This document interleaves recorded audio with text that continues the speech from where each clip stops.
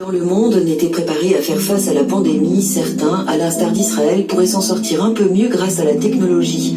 L'hôpital Sheba à Tel Aviv s'est associé à plusieurs startups pour créer le projet Covid Sprint.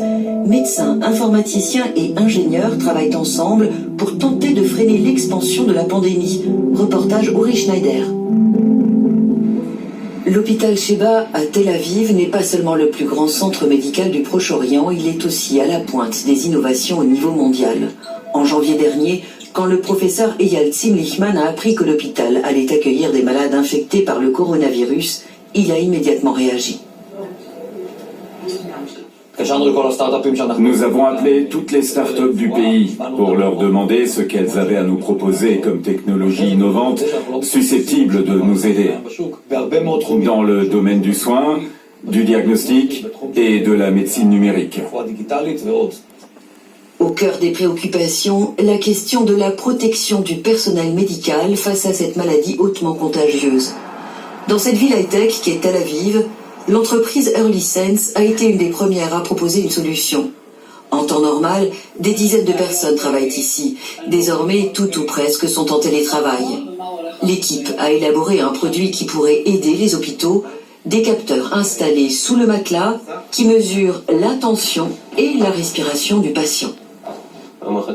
Ce système est un véritable bouclier pour les médecins et les soignants qui doivent s'occuper des patients atteints du corona. Le personnel médical n'a besoin ni de toucher les patients, ni même d'être dans la même pièce qu'eux. Grâce aux données transmises par le système, ils savent exactement quel patient pourrait être en danger. Si son état s'aggrave, les médecins sont directement alertés.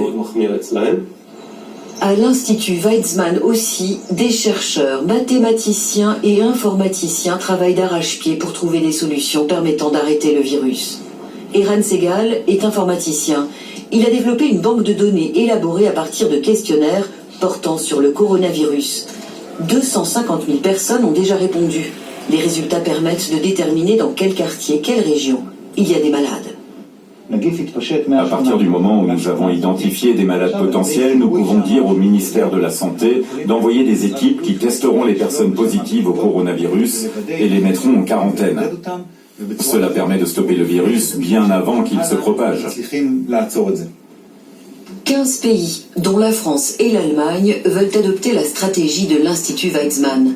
La guerre contre le corona est une course entre le virus et la technologie, et en Israël, on est persuadé de pouvoir gagner la partie.